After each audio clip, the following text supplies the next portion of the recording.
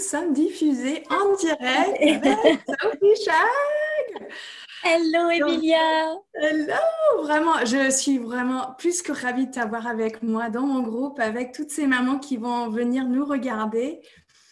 Vraiment, merci pour ton temps, merci d'être là avec nous, merci de venir nous inspirer, nous raconter ton histoire.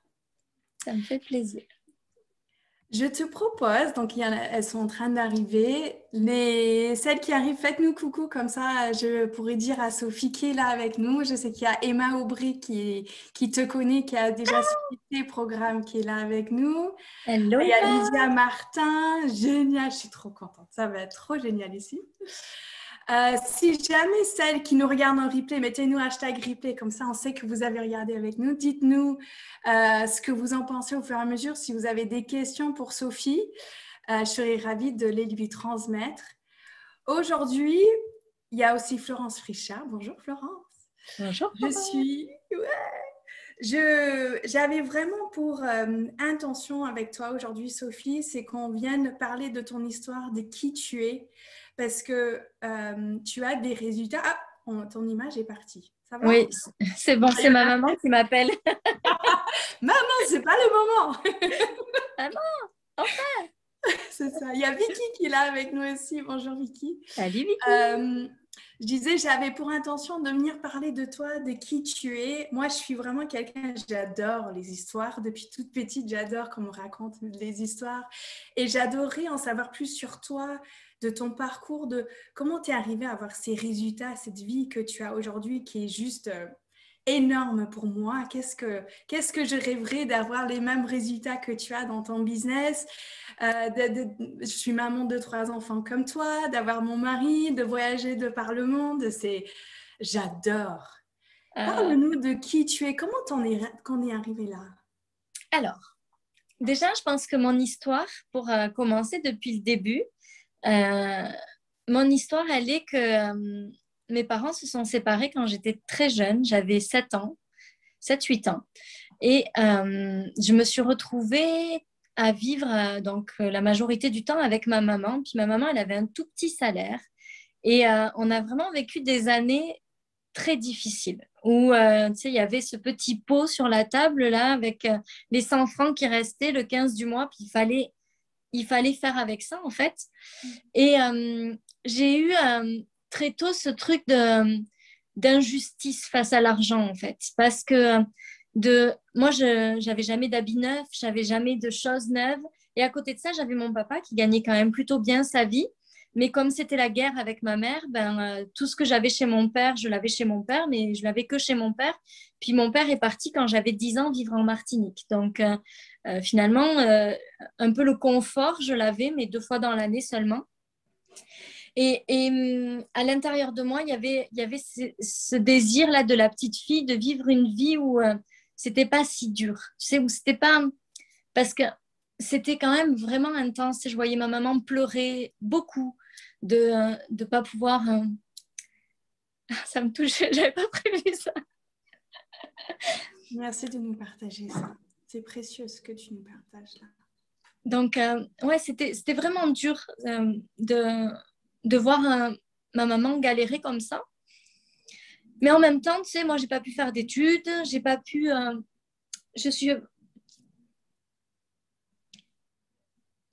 J'ai démarré pour... Oh, mais pourquoi? Ça fait longtemps que je n'ai pas pleuré en live, mon sang. Quand j'ai eu mon bac, j'ai décidé de partir travailler en fait directement parce que c'était pas prévu. Je suis désolée, c'est comme ça. Je pensais pas qu'il y aurait autant d'émotions à raconter cette histoire. Mais donc je suis partie travailler de suite parce que mon père m'a gentiment dit qu'il n'allait pas me payer des études. Ma mère n'avait pas les moyens. Donc dans ma tête, je me suis dit, ben, écoute, tu feras un boulot, puis tu gagneras ta vie comme tu pourras tous les mois. Et puis, tu sais, quand tu attaques, donc je suis partie en BTS par alternance pour pas avoir justement 0 diplôme. Je voulais essayer d'avoir un bac +2 quand même, ce qui me permettait de gagner un petit peu de sous, de pas coûter d'argent à ma mère, mais en même temps d'essayer d'avoir un niveau scolaire qui me permettrait de pas être au SMIC peut-être toute ma vie. Et puis, j'ai eu la chance d'être embauchée dans les banques. Donc, tu vois, j'ai commencé avec cette notion d'argent à travers les banques finalement. Et dans les banques, moi, je ne m'y suis pas plu du tout parce que j'avais vraiment un truc qui ne me plaisait pas avec le fait de favoriser ceux qui avaient de l'argent, puis ceux qui n'en avaient pas, de toujours leur prendre des frais, etc. Donc, j'ai quitté la banque. Ça a été le grand drame dans ma famille. Et à partir de là, j'ai fait que des petits boulots. Des trucs où j'étais payée au SMIC. Mais à l'intérieur de moi, il y avait cette envie de créer une vie où, tu sais, dans ma tête, c'était pas concevable que je fasse 8h midi, 2h, 6h, que je vois pas mes enfants grandir, je, que j'ai une vie où je travaille pour payer ma nourriture. Tu vois, ça, c'était pas. C'est comme si dans ma tête, c'était pas possible de l'envisager. Donc, en fait, dès que j'ai connu mon mari aujourd'hui, on est parti vivre à Toulouse. Moi, j'ai arrêté de travailler. On a fait un bébé. Je faisais un post l'autre jour sur ça. Nous, on n'a jamais été raisonnable dans rien, en fait. Ça faisait 15 jours qu'on était ensemble. Je quittais tout. Je partais avec lui à Toulouse parce qu'il avait une proposition de boulot. Il était en CDD, moi au chômage. On a fait un premier bébé, puis un deuxième.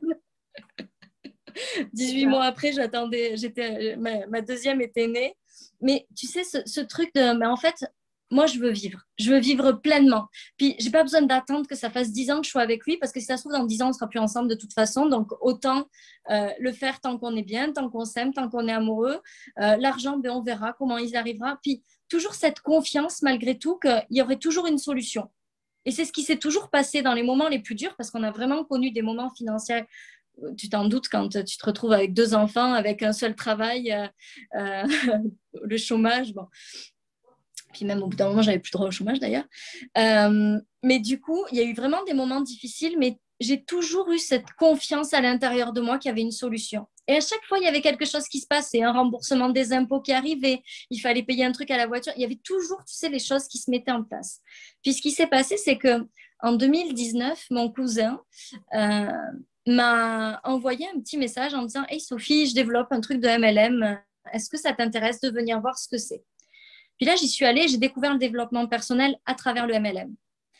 Et j'ai compris qu'il existait un autre monde que le monde dans lequel j'avais grandi, qui était un monde totalement déconnecté de la spiritualité. Hein. Mes parents ne sont pas du tout, ils ne comprennent rien de ce que je fais là. C'est comme, qu'est-ce que tu fais, ma fille? Qu'est-ce que tu dis? Je ne comprends pas. Mais ils me suivent, ils regardent. Mais donc, j'ai commencé à comprendre qu'il y avait quelque chose derrière tout ça, cet univers, le fait de ne pas être seule, le fait d'avoir tout le temps un soutien. Tu sais, c'est comme si les choses qui s'étaient passées dans ma vie se mettaient en place. Et mon cousin a eu un très grave accident de voiture. Il est resté plusieurs mois dans le coma. Et à ce moment-là, j'ai décidé d'arrêter le MLM et de reprendre un boulot traditionnel. Puis ça a duré 1 an et j'ai dit, c'est pas possible. Donc, j'ai quitté ce boulot, puis j'ai créé ma première entreprise de courtage en prêt immobilier par confort, parce que j'avais travaillé dans les banques, je savais faire des prêts immobiliers, je savais que les banques, c'était bon, je savais à peu près me débrouiller avec tout ça. Donc, j'ai travaillé là-dedans, mais ça ne m'animait pas, en fait. Tu sais, je me sentais éteinte de l'intérieur. J'avais beau gagner bien ma vie, j'avais beau...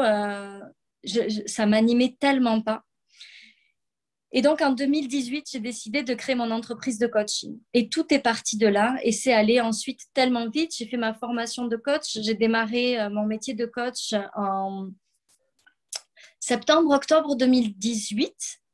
Et 2019, tout s'est enchaîné. 2020 a été exponentiel. Et là, je suis à un niveau où je ne pensais même pas que c'était possible d'être, en fait. Je ne l'avais même pas imaginé, cette vie-là, ce confort-là, cette abondance-là.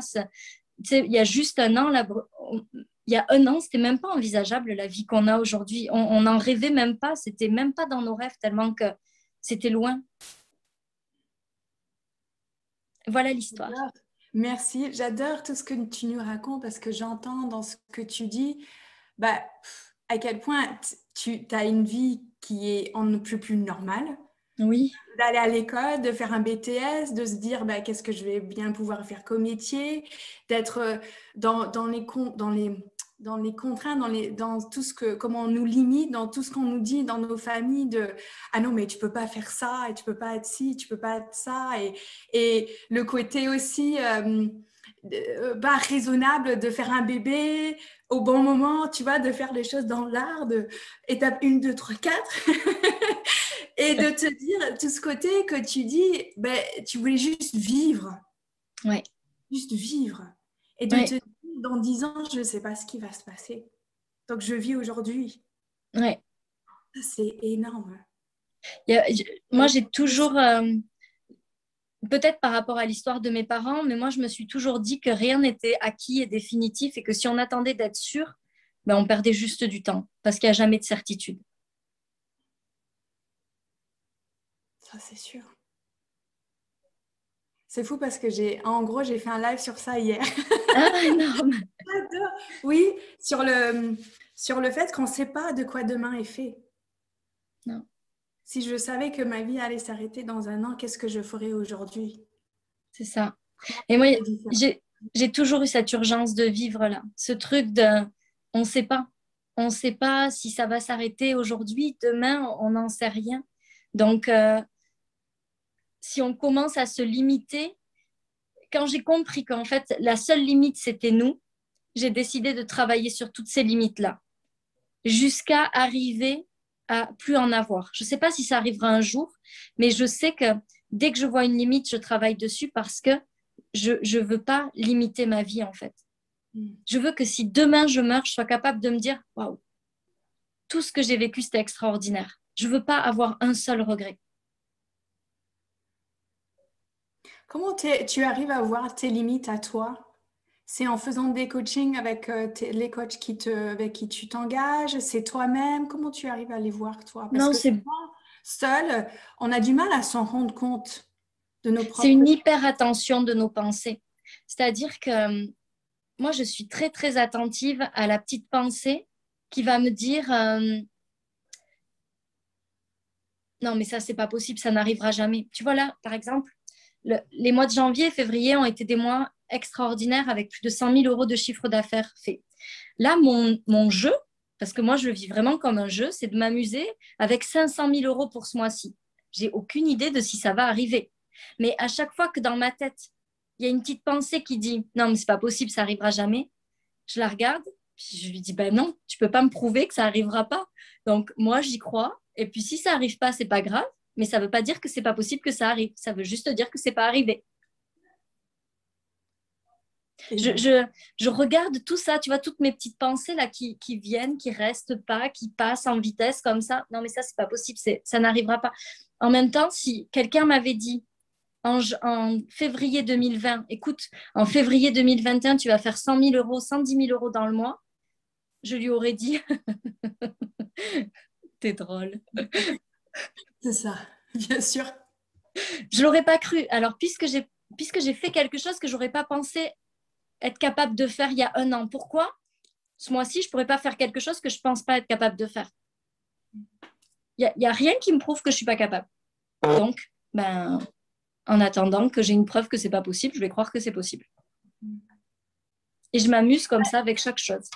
C'est quelque chose que tu fais depuis longtemps ou que... Oups, on t'a perdu. Mon téléphone qui a vibré. Non, mais il faut arrêter de m'appeler, les gens. C'est quelque chose que tu fais depuis longtemps, cette manière de gérer tes pensées et comme fonctionnement de te dire si c'est possible, tant que j'ai pas vu que c'était pas possible, je crois que c'est possible. Ou c'est quelque chose Depuis 1 an. Depuis 1 an. Ouais, depuis vraiment que j'ai décidé d'arrêter de me limiter.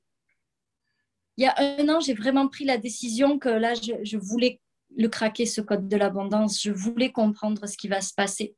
Je me suis dit, mais si ça arrive pour certaines personnes, il n'y a aucune raison que ça n'arrive pas pour moi. Donc, je vais comprendre comment on fait pour faire ça. Comme ça, je vais être capable de l'expliquer aux autres. Et c'est ce qui m'a animée plus que le fait de gagner de l'argent, à vrai dire.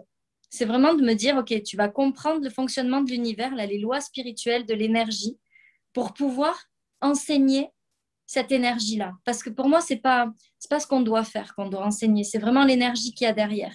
Et chacun, avec l'énergie, trouve sa propre façon de faire. J'adore. Et toi, je reviens juste un tout petit peu en arrière parce que avant de faire du coaching, tu as business coach, tu faisais du coaching sur d'autres choses. C'était sur quoi? Pour les femmes, en fait, c'était beaucoup lié à la lumière intérieure, au fait de rayonner, au fait de retrouver son soleil intérieur. Tu vois, ça s'appelait Rallume ton soleil intérieur. Il y avait des groupes comme ça. C'était vraiment par rapport à ça, en fait. Et qu'est-ce qui t'a fait faire le basculement dans le côté business? L'envie vraiment d'aider les femmes à créer de l'argent, à créer des entreprises qui leur permettent de vivre des vies où elles s'éclatent. Oh, mais c'est pas possible. Vivre. Ça n'arrête pas. C'est clair. Ouais, ok. Comment c'était pour toi de faire ce changement? Ça a été très challengeant. J'ai eu très, très peur de ne pas être à la hauteur. J'ai eu très, très peur de jamais y arriver. J'ai eu très, très peur. Parce qu'en fait, quand j'ai fait ce changement en février 2020, il y avait personne qui... Toutes mes clientes étaient des femmes non entrepreneurs à 99%. Et la communauté que j'avais sur mon profil personnel, là où j'ai décidé de basculer un petit peu mes activités à partir de ce moment-là, c'était des femmes que moi, je suivais parce qu'elles m'intéressaient. Tu sais, c'était pas des gens qui étaient intéressés par mon travail, c'était des gens que moi, je suivais parce que ce que eux faisaient m'intéressait. Donc, en fait, je suis repartie avec une communauté de 0 personne. Et tu as vraiment basculé d'une activité à l'autre ou tu as fait quelque chose de transitionnel? Non, j'ai basculé. Je voulais plus. J'avais fait un coaching de 6 mois avec une cohorte de femmes et j'avais adoré ce moment passé avec elles, mais je sentais que c'était le bout et que j'avais plus envie de refaire ça. Donc, c'était soit je rebasculais sur une cohorte comme ça, puis j'avais pas envie. Donc, j'ai fait direct la transition. Okay. Qu'est-ce qu'en pensait ton conjoint? Mon conjoint, en février, je suis descendue le voir. Je lui ai dit, tu sais, à partir de maintenant, il n'y a plus un seul mois où je ferai moins de 10 000 euros de chiffre d'affaires par mois. Il m'a regardé, m'a dit, tu sais quoi, je te crois parce que dans ta voix, il y a quelque chose qui a changé. Wow. Je le sens que tu vas le faire. Wow. Et ça a jamais été moins depuis février 2020. Énorme. C'est vraiment... Après, moi, mon conjoint, il me fait part de ses peurs en général, mais il m'a jamais empêché. Il n'a jamais été comme... Bon, après, j'ai fait plein de trucs sans lui dire aussi, à vrai dire. On dira à personne. Bon, maintenant, il le sait, mais je me souviens, en 2019, je me suis inscrite au mastermind de Guillaume Bareil et de Mélissa Normandin, le club élite. Et ça, je ne lui ai pas dit. J'avais investi déjà, je crois, 6 000 euros dans des formations. Et à la fin d'une des formations qui était avec Guillaume Bareil, je voulais embarquer dans le club élite. Puis j'en avais parlé un petit peu. Il m'avait dit, écoute, gagne de l'argent déjà avant de réinvestir. Tu n'as rien gagné, ça fait 1 an. Tout ce que tu as gagné, tu l'as réinvesti. Parce qu'en fait, la première année, en 2019, j'ai gagné 44 000 euros. Et quand on voit mon bilan comptable, il y a 47 000 euros de dépenses. Donc, j'avais réinvesti tout l'argent que je gagnais dans des formations, en fait. Des formations qui, aujourd'hui, ne me servent même pas. Il y en a, je ne les ai même pas faites. Ouais, je t'ai entendu dire ça dans un live une fois que aujourd'hui, maintenant, quand tu t'engages dans un accompagnement, tu regardes vraiment toutes les vidéos, tu le fais du début à la fin et qu'avant, tu avais fait des formations ou des accompagnements où en fait, tu n'as pas tout regardé, tu n'as pas en réalité tout fait. Non, mais en fait, moi, tu sais, si j'ai quelqu'un d'hyper fort commercialement au téléphone, j'achète tout. Donc, les 2 programmes que j'avais fait, j'avais eu c'était un programme avec, comment il s'appelle le mari de Roxy Valade, je ne sais pas si tu connais. Non, je ne connais pas. Bref, je ne sais plus, j'ai un trou dans son nom. Mais... Quelqu'un qui nous regarde qui saura nous le dire. Mais... donc, j'avais fait avec lui, avec Guillaume Bareil, la machine. Et la machine, je l'ai faite sérieusement, mais l'autre truc, je ne l'ai jamais fait, ça s'appelait la méthode KLT. Et je ne l'ai jamais fait, mais en fait, moi, si tu es hyper fort pour me vendre un truc, moi, je suis la meilleure acheteuse du monde, tu sais. Ah oui, oui, oui, oui, je veux ça, je veux ça, je veux ça. C'est pour ça que moi, je fais aucun appel découverte. Je ne veux pas faire ça. Je veux que les gens qui embarquent, ils embarquent parce qu'il y a l'énergie à l'intérieur d'eux qui dit j'y vais. Je ne veux pas convaincre les gens. C'est ça. Ok. C'est intéressant, tu vois, parce que moi qui maintenant, ça fait vraiment 1 an que je suis en ligne avec mon activité, c'est vrai qu'il y a plein de manières de faire. Oui. Il y a plein de manières de vendre différentes. Il y a plein de manières différentes de faire du marketing, de faire venir des gens. Et ce que je trouve intéressant dans ce que tu dis, c'est que j'entends que tu as vraiment été vers quelque chose. Il y avait quelque chose que toi, tu n'aimais pas dans la vente. Et tu t'es dit, OK, ça, j'aime pas. Donc, du coup, je ne veux pas le reproduire.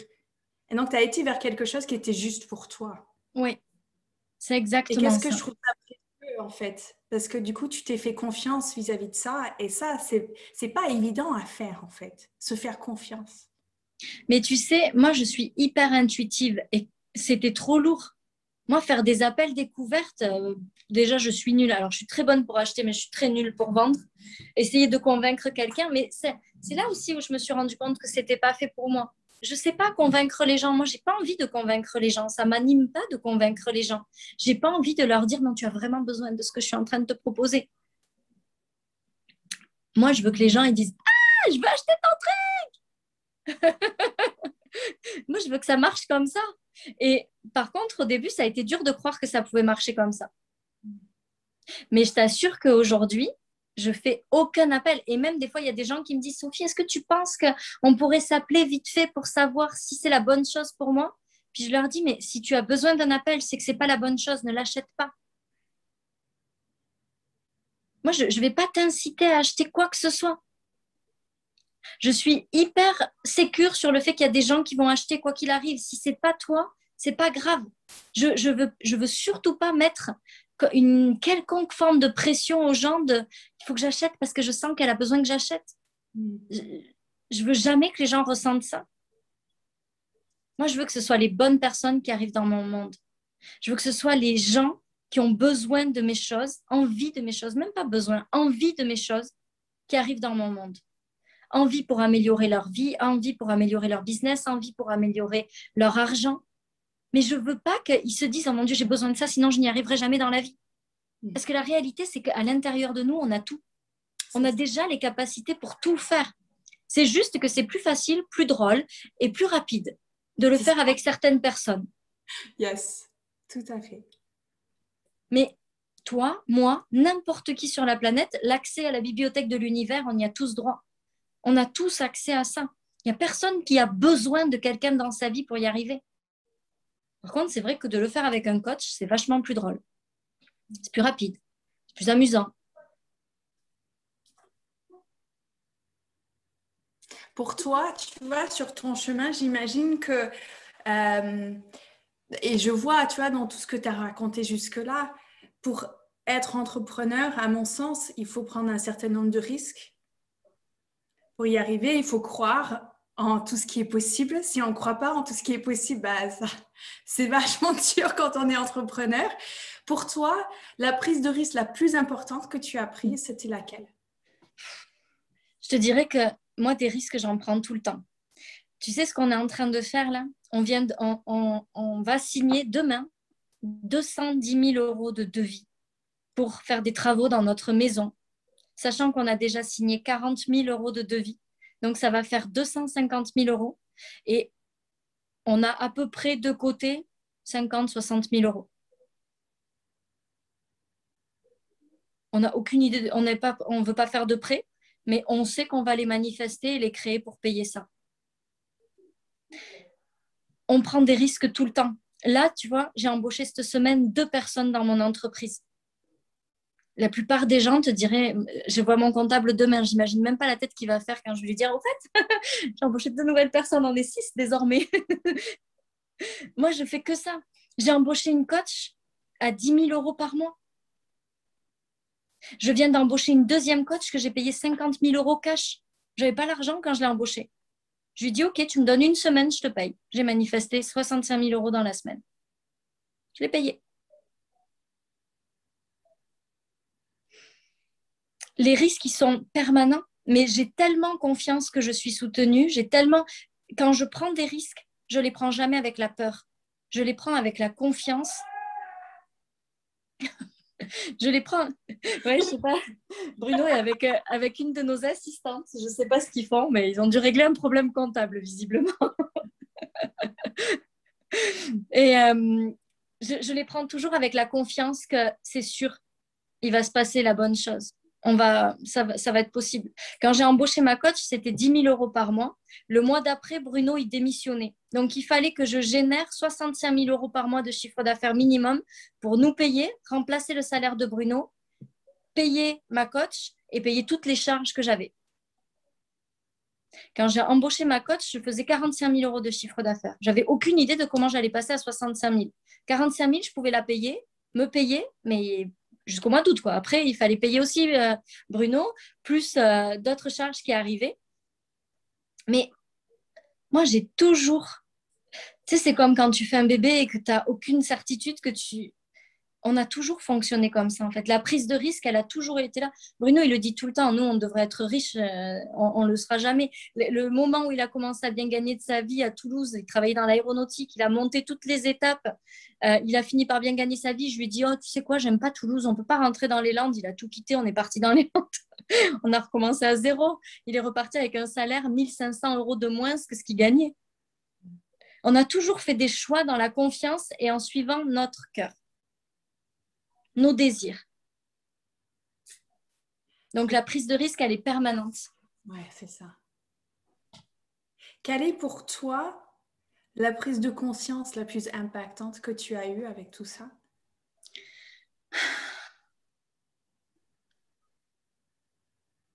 Je crois que c'est que je suis capable, qu'on est tous capables. C'est que je ne suis pas en danger. En fait, j'ai besoin de rien pour être en sécurité. Ce n'est pas l'argent qui me met en sécurité. Ce n'est pas mon couple qui me met en sécurité. C'est pas le confort qui me met en sécurité. Ce qui me met en sécurité, c'est ce qui se passe à l'intérieur de moi. J'ai la conviction inébranlable que si demain, ça ne marche plus, je ferai autre chose. J'ai pas peur. Je sais qu'il y aura toujours une solution. Et ça a été vraiment très libérateur d'ailleurs dans l'évolution de mon business parce que même quand Bruno a démissionné, j'ai quand même eu un moment difficile quand il a démissionné, une grosse peur qui est montée parce que on avait toujours vécu un petit peu avec ses sous à lui. Puis là, tout d'un coup, c'était moi qui étais responsable de tout ça. Donc, ça m'a fait monter quand même un gros coup de pression. Puis, en fait, on s'est regardé, puis on a dit, mais quoi qu'il arrive, on créera une autre entreprise, on fera autre chose. On sait très bien qu'on est capable. Tu sais, si demain il faut être youtubeur, si demain il faut être... Là, on a créé une chaîne, non, pas une chaîne, un compte Instagram qui s'appelle Famille de Nomades, où on fait pour vraiment partager notre vie de nomade, pas très nomade, parce qu'on a quand même une maison ici, mais de voyage, de notre quotidien avec l'instruction en famille, et tu sais, on n'exclut pas qu'un jour, ça aussi, ça nous fasse vivre. C'est vraiment le début, ça fait juste quelques semaines qu'on a lancé ça. Mais pourquoi pas un jour aussi, ça pourra nous faire vivre. Bruno, là, tu vois, il est en train de faire une formation sur la nutrition. Ce matin, j'ai embauché un coach sportif ce matin parce que j'ai envie vraiment d'aligner mon corps et mon esprit, je prends pas soin de mon corps en vrai. Donc, je pense que c'est le niveau suivant. Il faut que je le remercie un petit peu, mon corps, de tout le travail qu'il fait parce qu'il bosse bien quand même pour supporter tout ce que je lui fais vivre comme stress, comme peur, comme niveau d'énergie qui monte sans arrêt. Et tu vois, le gars, il lui disait, ah, mais c'est génial la formation que tu fais, on pourrait presque bosser ensemble. Il y a tout le temps des opportunités. Tu sais, si ça se trouve, c'est Bruno qui va faire autre chose après, qui gagnera peut-être encore plus d'argent que moi. On ne sait pas de quoi demain est fait. On est capable. À partir du moment où on se sent en sécurité, parce qu'on se dit qu'on a assez de ressources pour faire tout ce qu'on désire, ça devient tellement plus facile. Ce que je vois vraiment dans ce que tu dis, c'est l'abondance, c'est le fait que quand je vois autour de moi tout ce qui est possible, c'est là où je vois que des opportunités en fait. Alors que quand pour moi rien n'est possible, bah, c'est là où je ne les vois pas. On- ce qu'on pense, on le voit en fait. Tu sais, si on voit les problèmes, si on pense aux problèmes, on voit les problèmes. C'est ça. Il est déjà 15h30. On avait convenu environ d'une demi-heure ensemble. Comme dernier mot de la fin, Sophie, qu'est-ce que tu aurais comme vraiment juste un conseil à nous donner qui pour toi est vraiment important et que n'importe qui, peu importe le métier qu'on est en train de faire là, pourrait prendre et mettre dans sa poche avec elle et repartir avec quelque chose qui va la mettre sur le chemin qu'elle souhaite dans sa vie aujourd'hui. Mais moi, je dirais que ce qui est important, c'est de reconnecter avec ses rêves.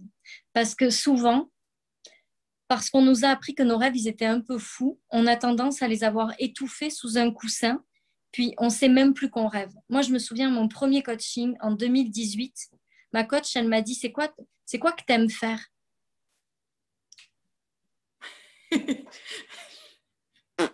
Aucune Rien. idée. Elle me dit, mais si, elle, forcément. Mais je dis, mais je sais pas. Ça fait 10 ans que je me pose pas la question. Comment veux-tu que je te dise ce que j'aime faire? Donc, c'est de reconnecter avec nous, en fait, avec nos désirs, avec nos plaisirs. C'est la première étape. Si on sait plus ce qui nous anime, si on sait plus ce qui nous met en joie, si on sait plus quels sont nos grands rêves de petite fille, et parfois même, parce que c'est ce qu'on disait toutes les deux avant que ça démarre, moi, j'avais pas des grands rêves petites, parce que très vite, j'ai été basculée dans le monde où j'avais pas le droit de rêver, où il fallait juste être là pour maman et c'était tout. Mais ces rêves-là, ils sont à l'intérieur de nous malgré tout. Tu sais, des fois, on s'autorise pas. Moi, là, la vie qu'on a, je la rêvais pas, mais honnêtement, je suis tellement heureuse de la vivre. Quand on loue une villa magnifique, comme la semaine dernière sur le bassin d'Arcachon, et que j'amène ma maman et ma belle-mère, et qu'elles sont là en train de dire, mais on se croirait à la télé dans un film, jamais de ma vie, j'aurais cru vivre. Tu sais, c'est tellement le kiff, c'est tellement bon. Donc, je crois qu'on a tous ces rêves à l'intérieur de nous, mais souvent on les éteint parce que on croit qu'on doit être maman, qu'on doit juste s'occuper de notre petite famille et qu'il ne faut pas trop qu'on ait des grands rêves, mais on a vraiment le droit de rêver. Et plus on s'y reconnecte, pas dans le manque, mais dans le plaisir et la joie, et plus ces rêves-là, ils deviennent possibles. Merci. Avec plaisir. Merci à Merci toi. infiniment. Je vois avec les commentaires, je ne te les ai pas dit au fur et à mesure, mais je vois à quel point chacune, tu vois, il y a Morgane qui dit, ça me rassure de vous écouter, je fais tellement de choses, finalement, c'est possible. Il y a Cécile qui te dit, un jour j'ai vu Sophie, je me suis dit, ok, c'est possible. Depuis, je l'écoute, je suis son parcours avec émerveillement et grand intérêt. Virginie qui dit que c'est très inspirant. Vraiment, merci. Et Tu... c'est vraiment ça. S'il y a juste une chose que je voudrais qu'elle puisse retenir, c'est que c'est possible pour tout le monde, peu importe l'histoire, peu importe où elles en sont aujourd'hui, ça peut aller tellement vite. Yes. Et merci pour ce mot de la fin. C'est exactement l'intention que j'avais, que chacune puisse repartir avec ce message qui est le tien et qui est le mien aussi, qui est de se dire, oui, nous pouvons rêver, oui, nous pouvons avoir tout ce que nous voulons avoir dans la vie. Nous avons juste besoin d'avoir la confiance en nous, de croire que oui, je mérite ça, que oui, c'est possible pour moi et que donc je peux agir pour aller chercher ce dont je rêve et ce que je veux véritablement dans ma vie. Mm. C'est ça. Je suis tellement d'accord avec ton message. Merci Sophie. Merci à toi. À très vite. À très vite. Je t'embrasse. Je vous embrasse toutes. Merci à chacune, je vous embrasse toutes. Au revoir Sophie. Bye.